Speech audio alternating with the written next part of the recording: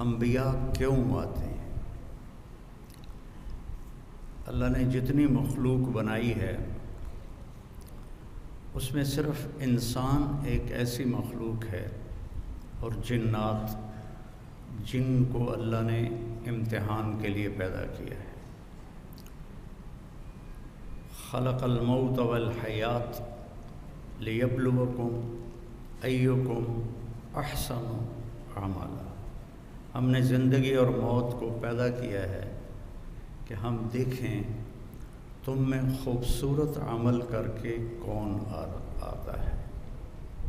انا جعلنا ما علی الارض زینۃ لہا لنبلوہم ایہم احسن عملا۔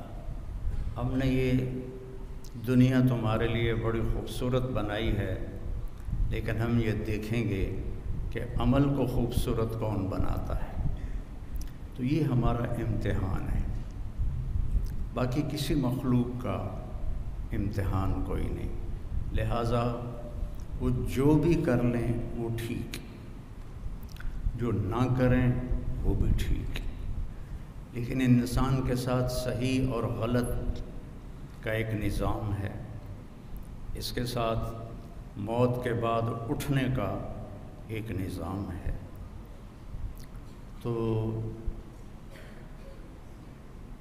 اس کا کیسے پتہ چلے گا؟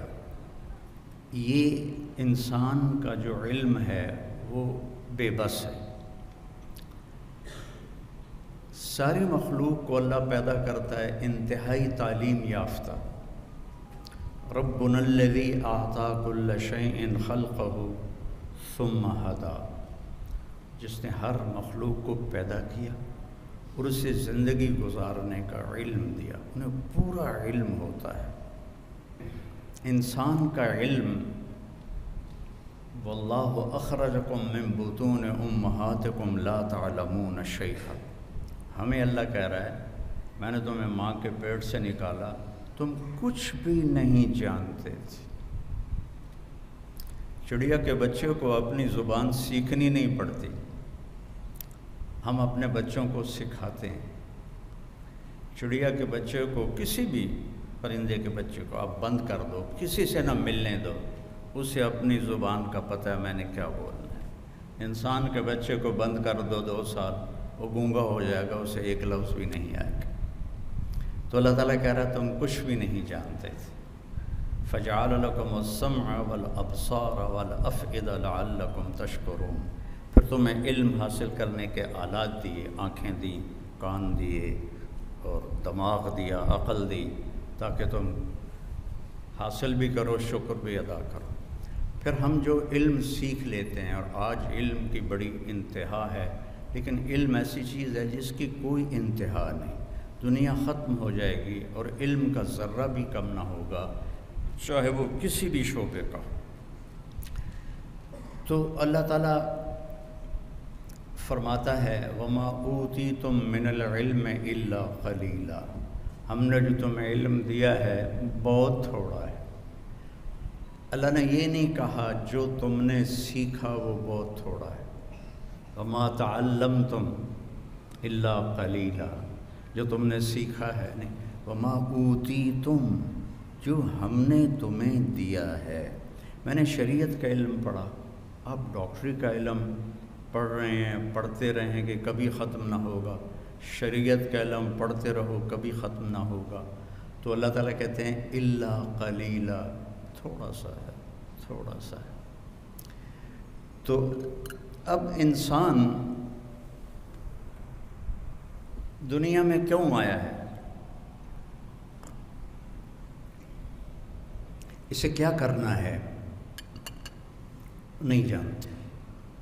موت کیا ہے؟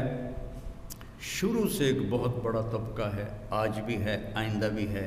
ہیہات ہیہات لما توعدون، کچھ نہیں ہے، کچھ نہیں ہے موت کے بعد، مر گئے، مٹی ہو گئے۔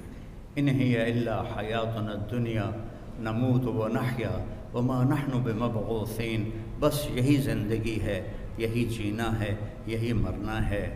جو بابر کا ایک مقولہ مشہور ہے، بابر بعیش کوش کے عالم دوبارہ نیست۔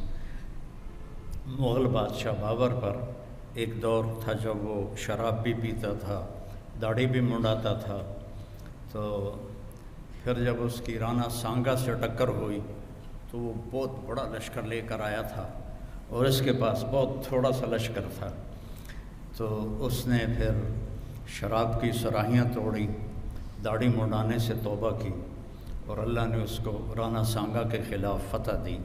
تو اپنی عیاشی کے دور میں اس کا ایک مقولہ ہے، بابر بعیش کوش کے عالم دوبارہ نیست، بابر موج کرو مزے کرو زندگی دوبارہ نہیں آئے گی، آگے پتہ نہیں کچھ ہے بھی ہے کہ نہیں ہے۔ تو ہمارے علاقے کی پنجابی میں ایک محاورہ ہے، اے جہاں مٹھا تے اگلا کہیں ڈٹھا، تو وہ جو مرتا ہے وہ دیکھ لیتا ہے، جو مرتا فکشفنا عنک الغطاء فبصرک اليوم حدید، جب تم مرتے ہو تو ہم تمہاری آنکھوں سے پردہ ہٹا دیتے ہیں اور تمہاری نظر وہ دیکھتی ہے جو تم کبھی بھی نہیں دیکھ سکتے تھے، اور تمہاری نظر بے خطا ہو جاتی ہے، جس کا تم انکار کرتے تھے وہ سب کچھ تمہارے سامنے آ جاتا ہے۔ تو اب کیوں پیدا کیا؟ میں نے کوئی درخواست تو نہیں دی تھی، ان بچیوں نے کوئی لڑکی بننے کی درخواست نہیں دی تھی، آپ بچوں نے کوئی لڑکا بننے کی درخواست نہیں دی تھی۔ کس نے پیدا کیا؟ کیا چاہتا ہے؟ موت کیا ہے؟ موت کے بعد کیا ہے؟ ان سارے سوالوں کا جواب انسان کے پاس کوئی نہیں ہے۔ آپ سب میڈیکل کے بچے ڈاکٹر بیٹھے ہیں، موت کیا چیز ہے؟ کوئی ایک صحیح جواب دے دے میڈیکل لائن سے کہ موت کیا چیز ہے، اور زندگی کیا چیز ہے؟ کوئی میڈیکل لائن سے اتنی ترقی ہو چکی ہے، کوئی جواب دے دے کہ زندگی کسے کہتے، زندگی کیسے پیدا ہوتی ہے؟ ایک لوتھڑا، اس میں زندگی کیسے شروع ہو جاتی ہے؟ کون شروع کرتا ہے؟ اور موت کیا چیز ہے؟ کسی کے پاس کوئی جواب کوئی نہیں ہے۔ اس لیے پھر اللہ انبیاء کو بھیجتا ہے جو آ کر انسان کو بتاتے ہیں کہ تو امتحان کے لیے ہے اور موت کے بعد تیرا نتیجہ نکلے گا، اور یا بہت اعلیٰ ہے جنت یا بہت خوفناک ہے جہنم۔